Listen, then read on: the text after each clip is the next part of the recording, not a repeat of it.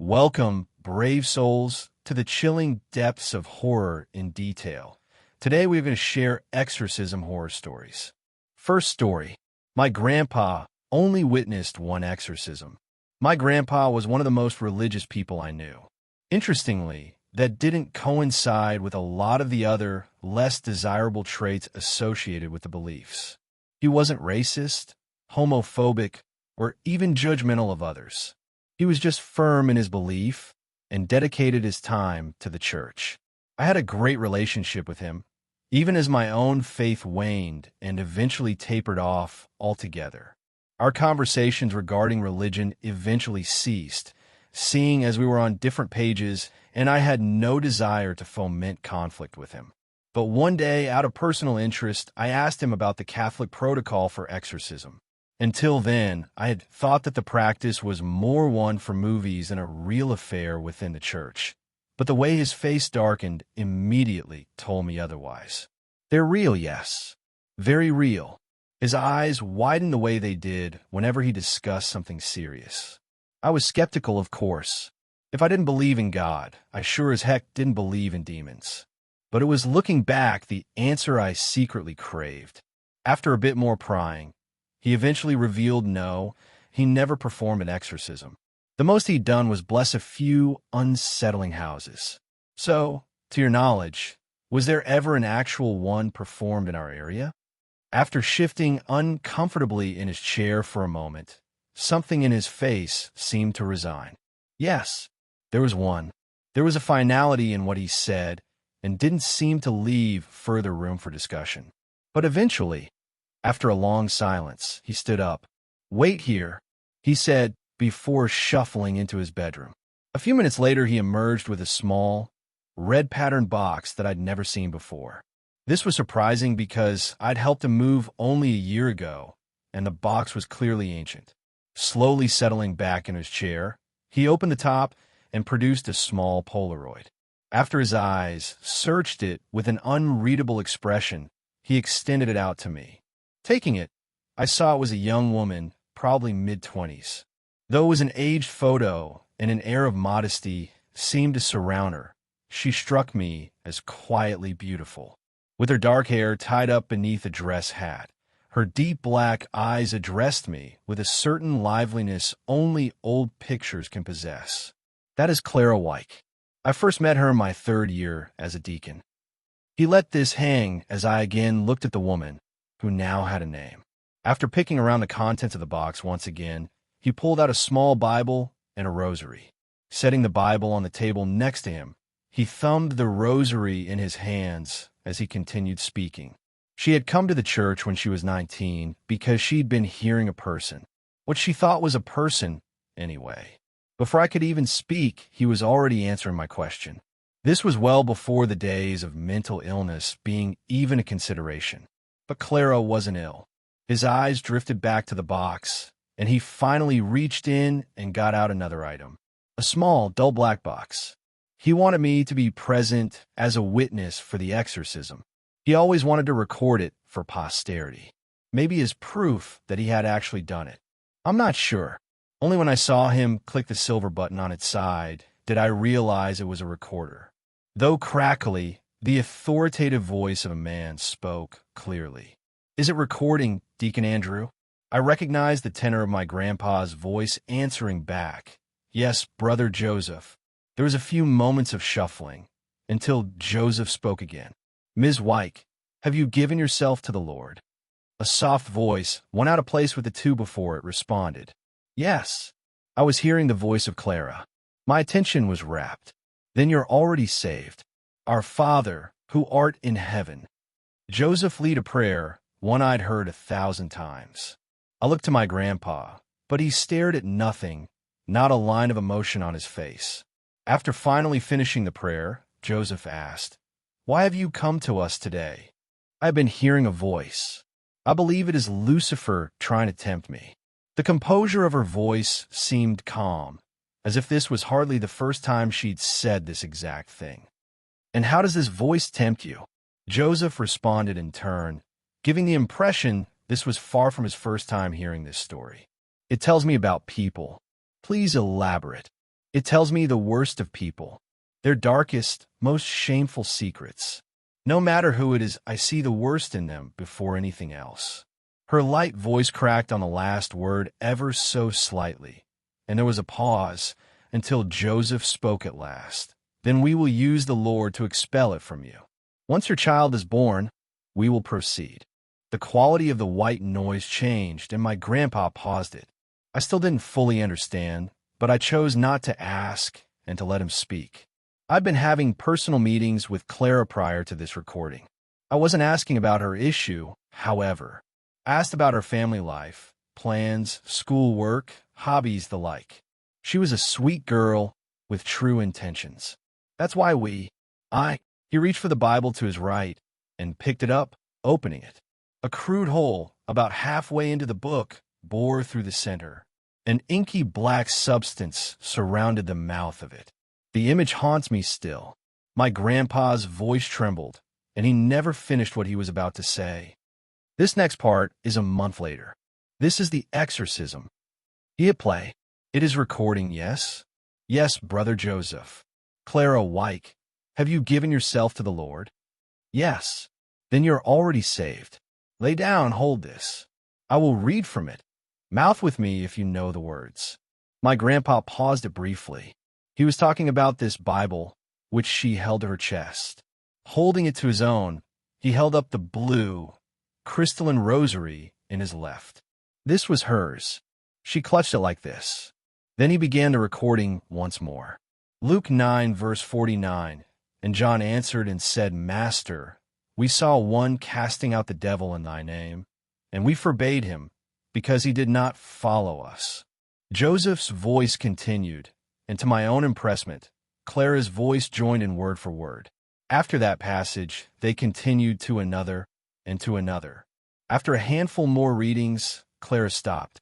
Joseph continued only until Clara's whimpers became too excited. Joseph's voice showed concern, and I believe he made to comfort her. Her voice raised, and I could almost see her recoiling at his touch. Don't touch me. It has told me what you've done. What you are, don't touch me. The pure disgust and hysteria in her voice told me everything, but she continued. Andrew, Joseph is not holy. He has dash. Joseph's own voice raised, but not with resolve, with alarm, with fear. Demon, the Lord cast you out.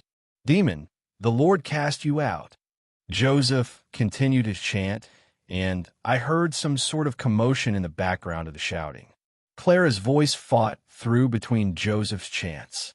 Joseph has been dash. Demon, the Lord cast you out. After services dash. Demon, the Lord cast you out. Children, he teaches dash. My grandpa's voice, ripe with fear and alarm, cut in, Brother Joseph dash. Demon, the Lord cast you out. My grandpa clicked the recorder hard. The silence was absolute. His face was still expressionless, but he almost swayed in his chair. He looked torn, unsure of whether to keep going or not. Something in him won out, though, and he defeatedly hit play once more. A clatter could be heard, and then immediate impact. Clara let out a wail that was more tears than anger or fear. As this was happening, my grandpa's trembling hand produced the last item from a box. A decorative cross, whose pointed bottom was caked in the same inky black substance. Seeing the two alongside one another, I realized the whole matched the bottom of the icon. The sounds continued, and remarkably still Clara seemed to simply cry. She knew the first had killed her already. In less than a minute, it was over. The white noise of the recorder seemed deafeningly loud. A panting Joseph's voice quietly commanded, "Turn that off." My grandpa hit stop. There were tears in my grandpa's eyes. As he stood up and began returning the items to their box, he spoke, but I think to himself. I loved her, but Joseph was right. She was too dangerous. He didn't sound convinced, not in the slightest. It was as if another voice, not his own, told him this. She had to go. She had to. Yes, she had to. As my grandpa shuffled into his room to return the box to wherever it was he kept it, I got up and left. I've ruminated on this story ever since I heard it. I always wondered about who my absent grandma was, but Grandpa had always seemed reluctant to ever elaborate. My mother, an only child, never seemed bothered by it as much as I did. She saw it as just one of those facts of life. But maybe that's because the gift of the voice skips a generation. Second story, how to survive an exorcism. Before I tell you what to do, I want to introduce myself and tell you my story. I am Amy. I'm 20 years old. Growing up, I've always been in my house. I never get to go out alone like the kids on the internet because my parents are afraid that something will come back for me. They never told me what and why. I just assumed that it might be a wild animal since we live somewhere in the forest. Though I get bored of this house, I didn't want to go out because I'm scared that the thing my parents are afraid of might come after me. Until one day, I decided to be brave and go to find houses to trick or treat. For Halloween, I dressed up as a ghost, also hoping that by doing so, the thing after me would be scared. Unfortunately, my parents caught me and thought that the thing has already come to me. I was locked in the basement for days until a priest came. They said that I needed help and needed to be exorcised. I'd heard about it on TV shows, but I'm confused because there wasn't a demon inside me. They began to chant words that didn't make any sense. I thought that I would float like those on TV and die. Luckily for me, I survived, and this is how I did it. They started stabbing me with a cross. Don't scream or yell or beg for them to stop. It will only make them want to hurt you more. They started ripping off my clothes. I called my mom and dad for help, but the other priest took them away.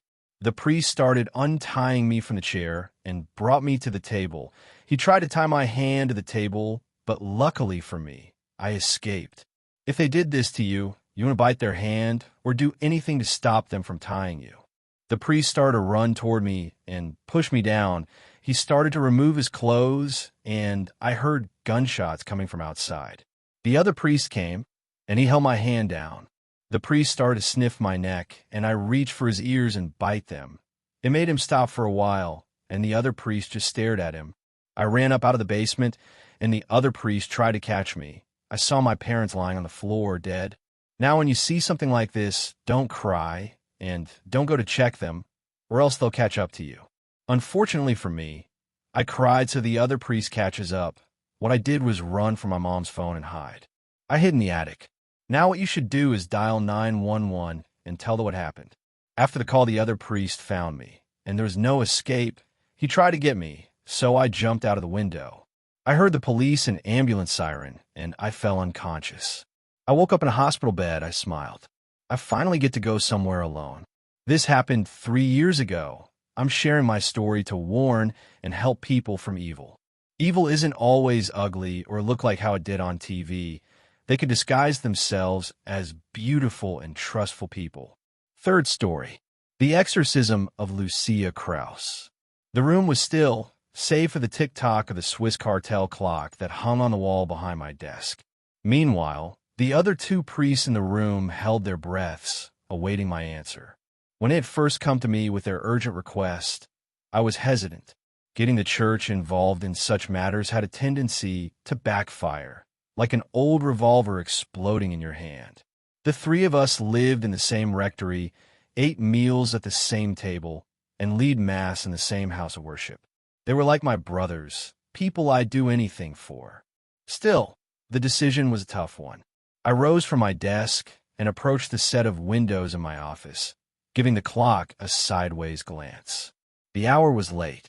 A bronze-cast angel wielding a sword stood on top of the clock. He, too, was waiting for an answer. "Are you absolutely certain?" I asked the older priest.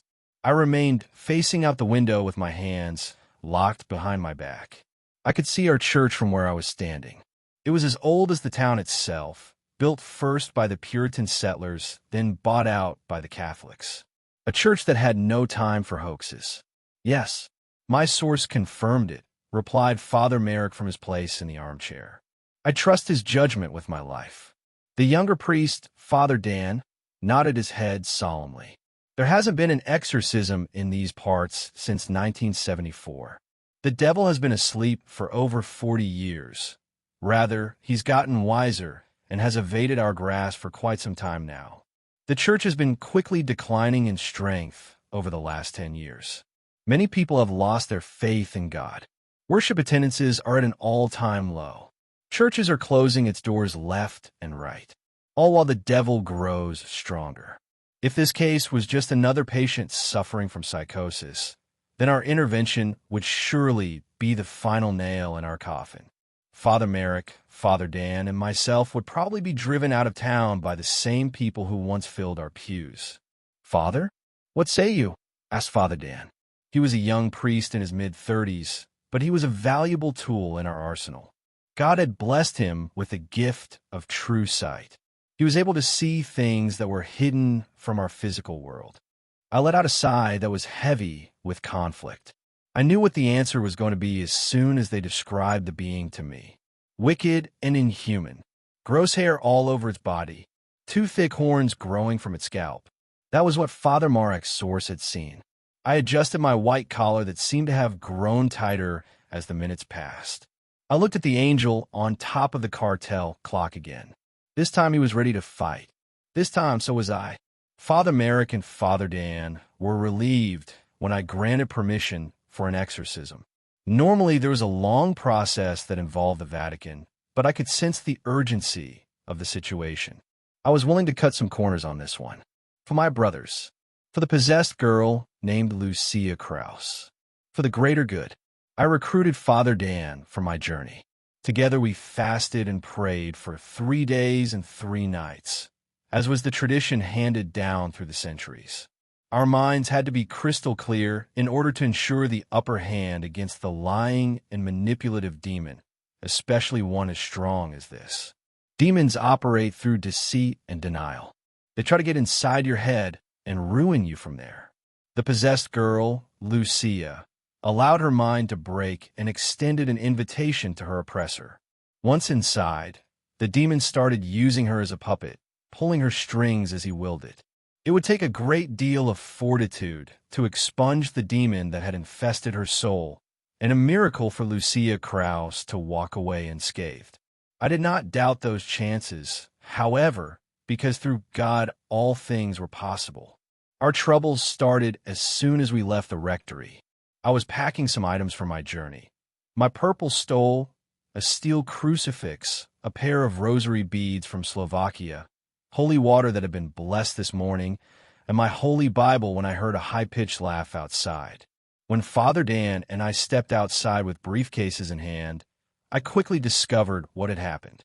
All of our tires had been slashed. This was no coincidence.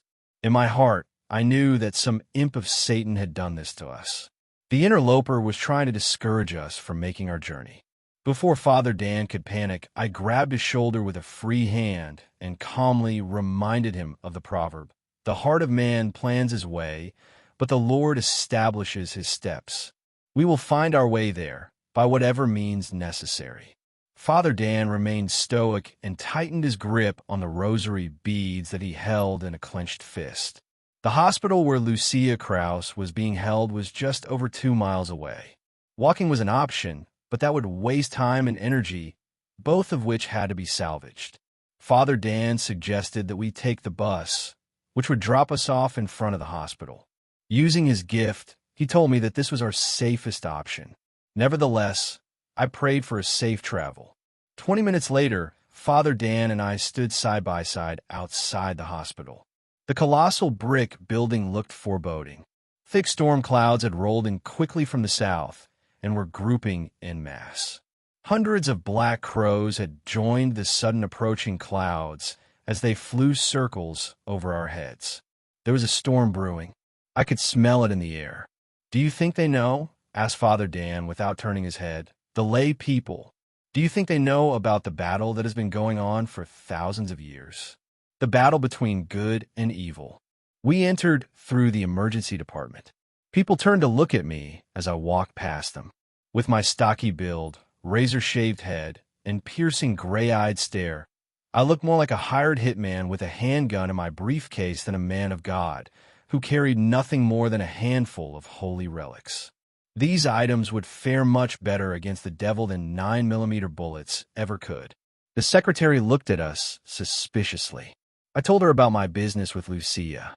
Her demeanor changed from a scowl to a look of concern. She knew who I was talking about. At this point, everyone in the hospital had heard of Lucia Krause, the filthy-mouthed girl who tried to bite every orderly that approached her, the one who sang songs in the middle of the night, the one whose room smelled like spoiled meat. Sound about right, I told the secretary.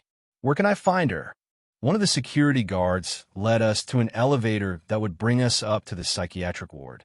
Once there, we were brought through several locked checkpoints that one would find in a prison. I experienced a fleeting sense of discomfort when I passed through each checkpoint. Being locked away was an innate fear of mine. We were not put on this earth to be locked away in cages. I forced the feeling down every time it tried to surface. The psychiatric ward had that chemical smell that's associated with all hospitals. Clean, sanitary, trying to cover up the amount of people who died here on a daily basis. The long hallway was empty save for a group of people that had congregated several doors down. A few of them were gesticulating wildly amongst themselves. One particularly distraught-looking white coat was pacing anxiously and muttering to himself. We made our way down the hallway, passing the finger paintings that had been created during therapy sessions. They all had a similar theme. A line of smiling stick figures with the words happy and healthy written messily at the top. Their air grows thicker here, Father Dan whispered to me. I felt it too. The hallways seemed to be shrouded with a thick blanket of gloom.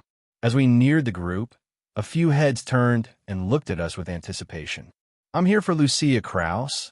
I'm her priest, I said in an assuring voice. The white coats greeted me, and I shook several hands. They all had exhausted looks on their faces. This would have been Lucia's 4th day in the ward, and by the looks of it, she was still giving them hell. One hospitalist, whose arms were covered with tattoos, filled me in. He told me about hearing other people's voices in Lucia's room. He informed me about the 3 knocks he would hear coming from her door, as well as Lucia's odd request for her nurses to dress like nuns. The demonic are known for their blasphemy. The 3 knocks are a sign of defiance towards the Holy Trinity, the Father, the Son, and the Holy Ghost. They will say and do anything that opposes God. I'm going to go check in on her, I told them. I'm only taking Father Dan with me. Under no circumstances should any of you come in. This door is to be closed at all times. The white coats looked at me blankly. I could tell they weren't used to taking orders from others, especially priests. The tattooed hospitalist said sheepishly, I'm not sure what you're going to accomplish in there. We've given her enough sedatives to put down a horse. She won't come to for another couple hours. I went in anyway. This was no time for doubt. The room was dark. I had read in Lucia's report that the light made her weak. The white coats had marked it off as debilitating migraines, but the real reason was that psychic energy thrived in an absence of light. The darkness made the devil within Lucia stronger. I turned on one of the side lights and looked at the young girl in bed. She was lying flat on her back. Her arms and legs were restrained by fabric straps that were fastened tightly to the bed. Someone had covered her head with a spit sock hood. Her chest rose slowly with deep breaths. She was fast asleep in a drug-induced coma.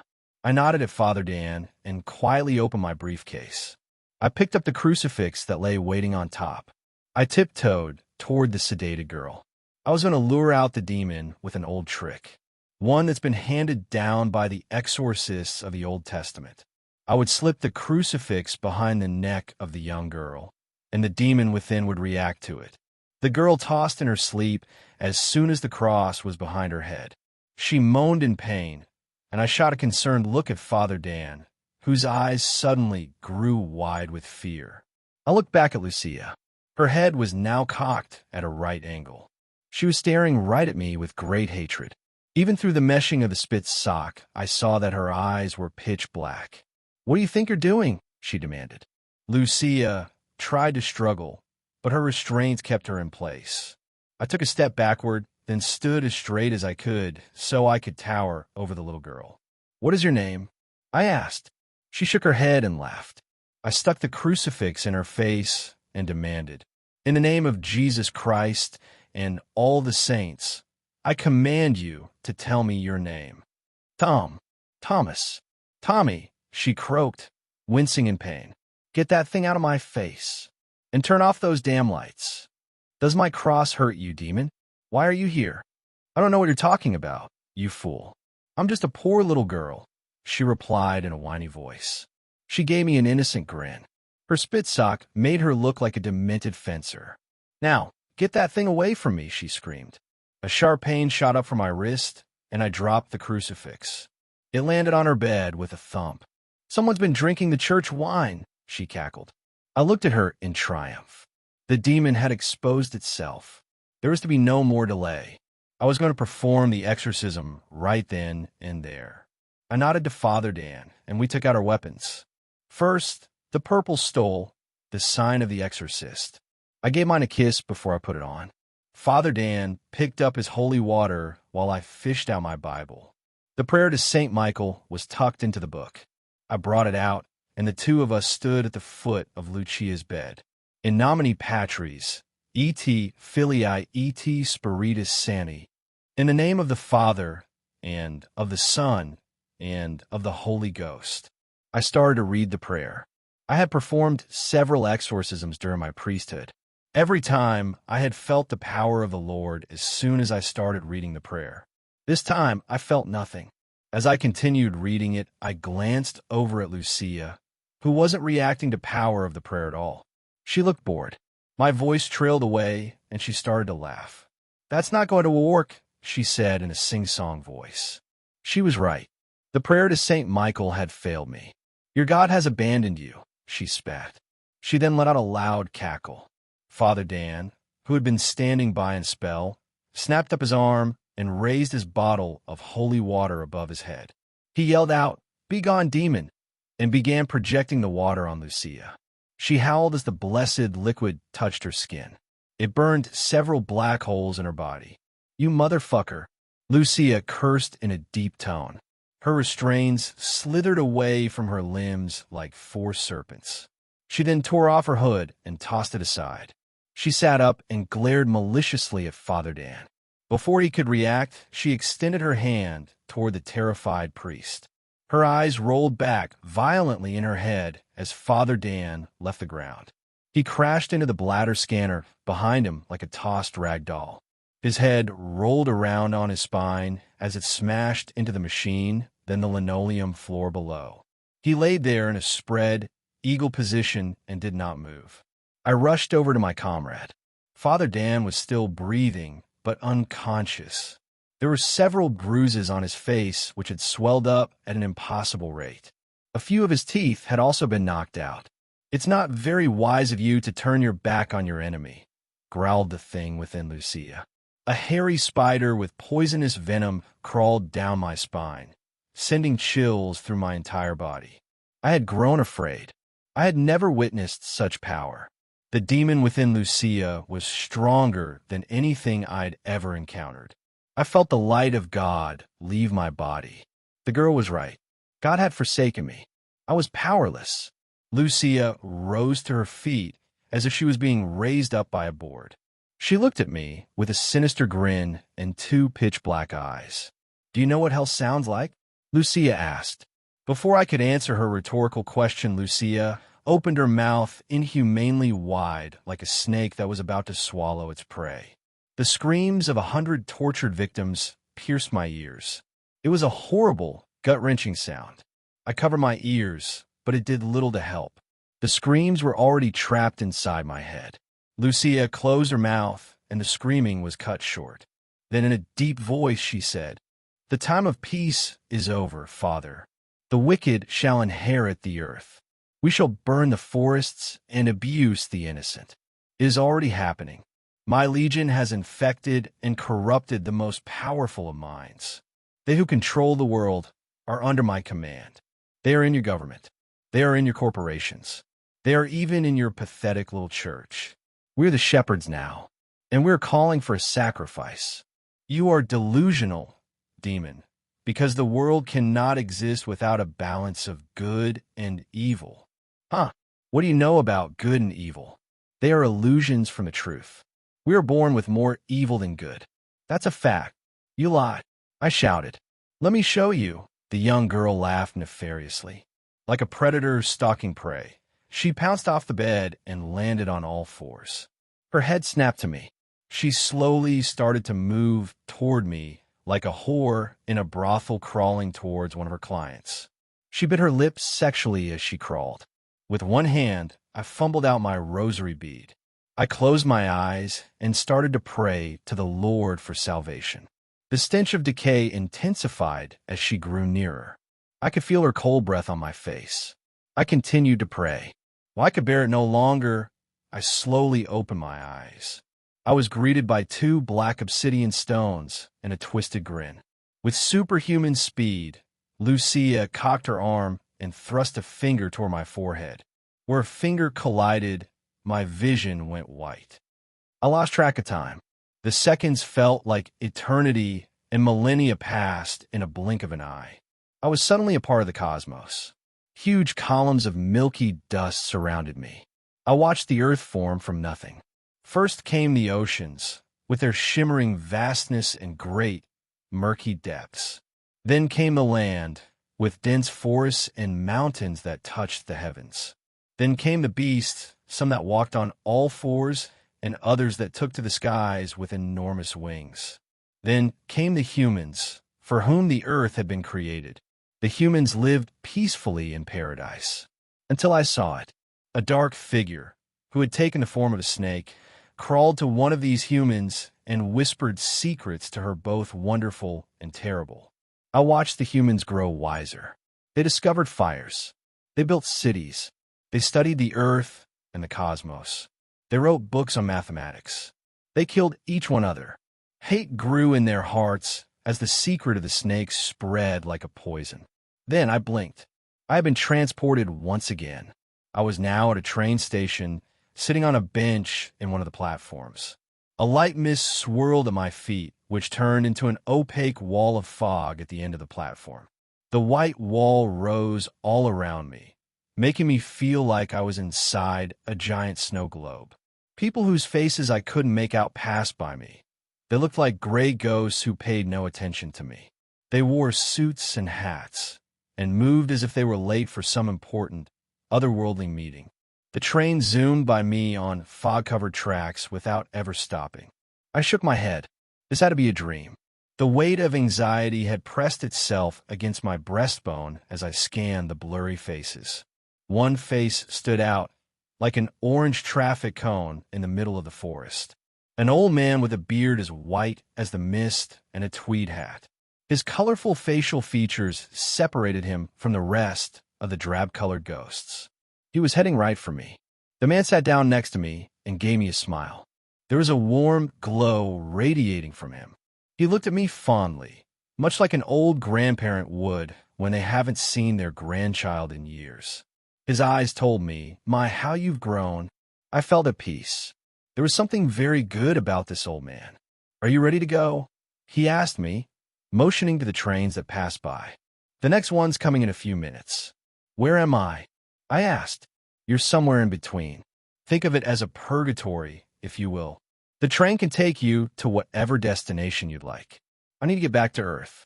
I have unfinished business there," I said in an urgent tone. I felt disoriented, lost. There was something I needed to do, but what was it?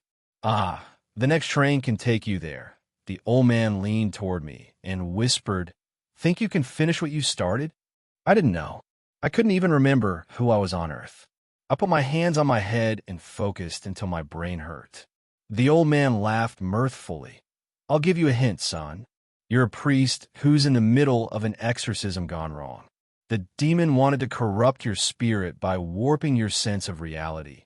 But instead, you ended up here." He motioned to the surroundings. A group of distorted figures had gathered at the platform, waiting for a train to come. In the distance, a train whistle blew. You need to know the demon's name in order to gain dominion over it. Lucky for you, the both of you have crossed paths before. The information you need is within you. You just need to look in the right place. Let me help you find it. The man placed a smooth hand gently on my shoulder. My memories returned to me like a surging river, including one that had been hidden from me for years. The year is 1974. Two priests are performing an exorcism in a dark room.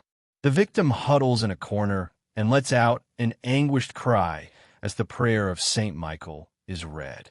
He is a young man, no older than 18. He has been possessed by a powerful demon. The young man invited the demon in with intentions of gaining powers from it. Instead, the demon took advantage of the man and caused him to kill his whole family while they slept. He spared his youngest brother, who slept peacefully in his room as the rest of the family was butchered by the possessed man. As the exorcism continues, a separate being begins to shift out of the young man's body. It is a wicked-looking thing with curled horns and a long tail. One of the priests cries out, "Begone, Beleth! In the name of Jesus Christ, begone!" The demon lets out a screech and burns to ash. The victim, in a frenzy, charges out a nearby window and falls to his death. The young boy, meanwhile, grows up in an orphanage. He spends 5 years there until one day a priest comes in to talk to him. The boy and the priest leave the orphanage together. My vision slowly restored. I was still in the train station. The old man was looking at me eagerly. "That was you, son. The sole survivor of a demonic attack. Having your family ripped away from you like that was tragic, but there were bigger plans in your life. A message was sent out. The church came and took you under their wing. They educated you and turned you into a demon slayer, all the while repressing your memories of the horrors of your past. That was a challenge in and of itself. Now you are facing your greatest challenge yet. Your whole life has been leading up to this moment. This is your calling." The train was getting closer. More figures were joining the crowd. "You have what you need. Now go," the old man said. My head was swimming with questions and confusion. "Now go," he repeated, giving me a light push on the forehead with one of his fingers. The old man pushed me back into reality. I was back in a hospital room, sitting on the floor with a demon's finger pressed against my forehead. Lucia could tell that I had seen more than I was meant to. She withdrew her finger with uncertainty. Her clown grin had been replaced by a concerned look. I smiled triumphantly at the demon. Its plan to break me had backfired. I held up my vial of holy water and proclaimed, "In the name of Jesus Christ, I command you to leave this earth, dark spirit." I doused the demon with holy water. Once again, the water burned the demon like acid, causing blisters and boils to erupt on its skin. I rose to my feet with newfound strength. The demon now groveled before me. It knew what was coming. Panic danced on its face. "I command thee, Beleth the Terrible." Beleth's face turned white as a sheet. He let out a shriek and covered his ears. The demon leapt backwards into the hospital bed, shaking his head and shouting, "No, no, no." The host's face became twisted and gaunt with suffering. The demon was beginning to show his true face. "Go back to your master and tell him you failed. He will be most displeased." I roared at the interloper. "You bastard! I'll kill you." The face of the demon was burning. It was being expelled from this world. It was being sent back to the infernos of hell. As the face became more distorted, Beleth had one final thing to say. "This isn't over. From my place will spring 100 more. The seven-headed one is coming for you all. The seals will be broken." The previously twisted face transformed yet again. It was that of a young girl. She laid peacefully in her hospital bed. The burns and other sign of trauma had miraculously vanished from her skin. I went over to her. My mind was exhausted and needed rest. I had many questions myself, but those would have to be put on hold. I looked over at Father Dan. He would need medical attention, but he would survive. The girl began to stir. She looked at me with innocent eyes. The demon was gone. The white coats started rushing in. A few checked on Father Dan. The others went to see Lucia. I collapsed on the linoleum floor and thanked the Lord for his mercy and strength. Lucia Krause had a quick recovery. She returned to her former self and was discharged from the hospital the following day. I had a quick word with her and arranged for a baptism. This would ward away lesser spirits and turn her toward the path of light. She also promised that she would never contact the dead again. Father Dan suffered from a concussion and a few broken bones, but in time those would mend. As for myself, I thought the resurgence of the past would have haunted me, but I had yet to give that a second thought. There were more important matters to attend to. The battle for Lucia Krause's soul may have been won, but the war between good and evil was far from over. The legions of Satan were planning something much bigger, and it was my duty to fulfill my role in defeating it. For in his heart, a man plans his journey, but it is God who determines his steps. Fourth story, the unusual exorcism. I've heard several times that ghosts follow certain types of people. These people are perfectly normal in every way. They live their lives the exact same way you do. Only, when they're alone, doors have a way of opening by themselves, light bulbs burn out, and they hear soft footsteps creaking through empty wooden hallways. Around them, odd things seem to happen far too often. Everyone has probably been around a person like this at some point. Someone with just a few too many stories you don't want to hear at night. I'm one of those people. I spent most of my childhood nights restless and under my bed sheets, or, as I prefer to call it, strategically camouflaged. When I think back, I wasn't the smartest kid, especially at ghost deterrence, but the fact that my cover doubled as a protective cocoon made it seem more sensible. I made it very clear to whatever spirit was around me that the fortress of solitude wasn't my last line of defense. If needed, I would scream for Mom. As more and more time passed, the same things would happen over and over again. Doors slammed shut, trinkets would fall over, and lights would flicker. I even recall a toilet flushing by itself once. It wasn't until early adulthood that I realized I didn't need to actually do anything about any of this. Nothing ever hurt me physically. It was all just varying degrees of mental strain. Even what I considered the more significant encounters, like a television turning on by itself or actually seeing a misty form appear, eventually become, well, annoying. My defense simply became ignorance. Things still happen as an adult, but they don't really bother me anymore. If something falls, I whine and pick it up. If a door opens, I grumble and close it. And if light bulbs burn out, I replace them and have an electrician look at my wiring. You can never be too safe there. The people around me have a hard time adjusting, but me, I'm rock solid. Nothing creepy really scares me because I've seen it all many, many times. It gets old. This leads me to the actual story. I'm 27 years old now and have just purchased my first house. It looks like a hipster's headquarters. You know the type. Big vaulted ceilings, wooden floors, big metal heating grates, etc. The basement was grubby and needed a little work, but it was home. It's in the oldest part of town, the part that always seems to be right next to downtown. The house is really the perfect storm as far as the supernatural goes. Zach Bagans from Ghost Adventures could show up drooling at my doorstep tomorrow. Storied history of multiple deaths, yawn. Check. Frequent encounters with a prominent poltergeist, sigh. Check. The best freaking steal on the block. Check, baby. The prior owner was actually a landlord looking to make money off his tenants, but he couldn't keep any. They all eventually freaked out and broke their leases. After his first loss in court, he was finally so frustrated he didn't mind taking a loss on the property. For the first couple of weeks, it was business as usual as I settled in. There was definitely a poltergeist there. My pictures would rattle on the wall at night, disturbing my sleep. Once more, the doors. What is this obsession with doors? But this wasn't my first rodeo. I coexisted, even if it was incredibly irritating. Late one night, I awoke to the sound of shattering glass. I moaned at being woken up. Again, that stupid poltergeist. It was literally its only redeeming quality that nothing had ever broken while I was living in the house. I said a silent prayer, hoping it wasn't my favorite Ninja Turtle coffee mug. I turned on my light. It wouldn't work. Groaning about the light and the electrician's bill, I got up and walked to the door, which closed right as I was about to walk through. I took a deep breath, opened it again, and walked down the hallway into the kitchen.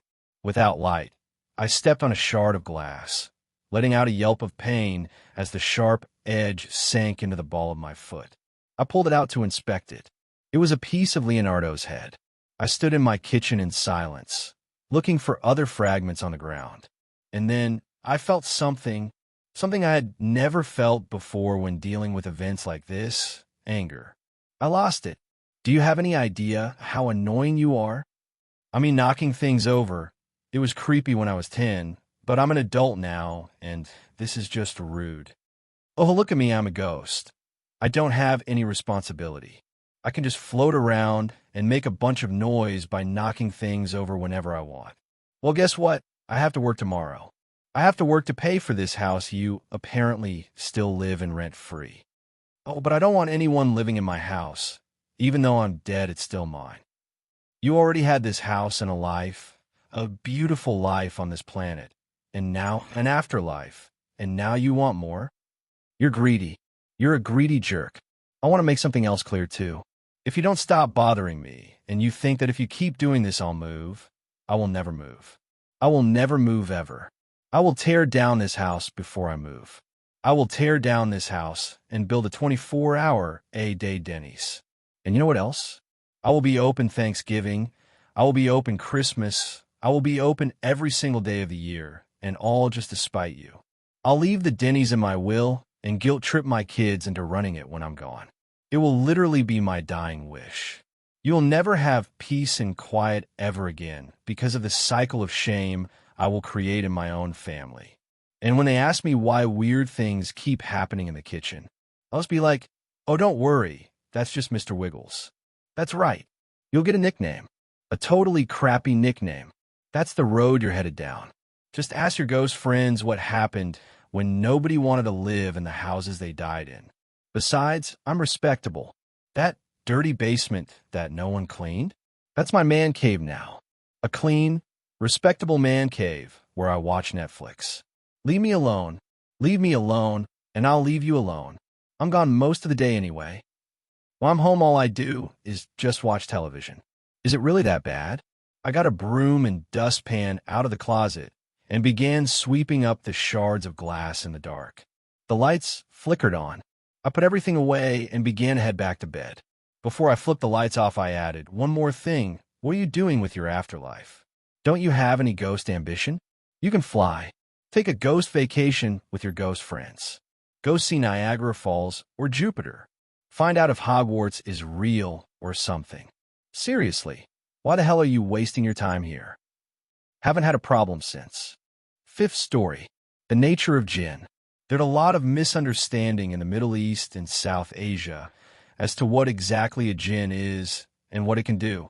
According to the Quran, the jinn are invisible beings living in their own plane, able to see and speak to us imperceptibly, but otherwise not interfering with us. Whereas humans are made of earth, and thus elements, the jinn are made from fire, which suggests they exist in the form of some process rather than physical atoms. What's more, they are smokeless fire, which in the deserts of Arabia would mean they are invisible. After all, with the sun glaring on the dunes in the middle of the day, the only proof of a fire is its smoke. They can be good or evil, and follow many religions. They have families and nations, subside and procreate. For the most part, they're malevolent, siding with the devil in a spiteful bid to ruin humanity. However, neither the Quran nor Muhammad's sayings seem to treat them as physical threats. There aren't any rituals to combat them, no exorcism, holy water, or garlic. Muslims aren't warned about them, except that we should say, I seek refuge from the devil at a bad thought. Otherwise, the impression seems to be don't think about them or talk about them because they gather narcissistic when people show them attention. An invisible host of inhuman, quietly malevolent, whispering beings standing all around you just because you brought them up. And that seemed to be that. But then Islam spread across 3 continents and absorbed the folklore of a few dozen peoples. And today there are stories up and down that stretch of the world blaming jinn for everything. Jinn are blamed for every phenomenon. Sea monsters, madness, inexplicable injury, abduction, possession, odd noises, lights in the sky, beasts in the woods, shape-shifting demons, and fortune-tellers. The stories are most common in Pakistan and Africa, leading medieval Muslim authors to write books guessing as to why. If you were to walk the streets of 10th century Spain, you'd find a bookshop with titles like The Preferred Climate of Jinn and The Jinn of Africa, with explanations as to why so many of those people see jinn. And what I've noticed is that people who don't think jinn can take shape or harm us don't tend to report those kinds of experiences. My family, for one, having a rather rational view of the world since several generations back, don't have any jinn stories. It only seems to be the cultures that are really obsessed with jinn that seem to have a 100% experience rate. It sounds familiar, doesn't it? Go far enough away from civilization, into the villages, the backwoods, the swamps, wherever the people can be described as rednecks or hillbillies or villagers, and you'll find everybody has a supernatural tale. Of all the people you know who've seen monsters and ghosts and aliens, don't they seem to be a certain type? I've heard suggestions that it could be nutritional or genetic psychosis, hallucinogens in the water or food or plant life. For some reason, nobody can ever corroborate the things these people experience, unless they're also of a mind to see it for themselves. Believing seems to be seeing, and I think I know why. We have a creature described as being all over the world, just out of sight, but pretty keen on whispering directly into people's minds. At the same time, we have people all over the world seeing odd things, believing in monsters and fairies and ghosts and aliens, a whole cluttered world of phenomena that couldn't all possibly coexist. And these people never seem to be skeptics, but raised from birth to expect to see something eventually. It's clear to me, and, as it turns out, many others, that this is the answer. When jinn flock to attention or temptation and whisper in your head, they aren't just tilting your decision-making towards the ID. If you're sufficiently fearful and open to seeing whatever they'd like to show you, and things are just right, they'll slap whatever it is that gives you dreams, and you'll see a bit of madness right in front of you. If you're a techie, it'll be aliens. If you're a bumpkin, it'll be Bigfoot. Ultimately, the only harm is to your worldview, your faith in an orderly or theistic world, supplanted with an ancient fear of boggots and leprechauns. If you feel terribly guilty and blasphemous, you might even demonstrate one of the thousands of cases of religious mania worldwide, wherein doctors tell us people are acting possessed because they think they are, perhaps thinking there is all the jinn needs. So, on the one hand, this makes everything much better, doesn't it? If any of that creepy stuff existed, it'd be documented somewhere in this modern police state of a world. It's all in people's heads, thank goodness. On the other hand, that means none of that stuff has to exist. You've been reading a pretty long post all about them, and maybe you're sort of superstitious person, maybe you're a little open.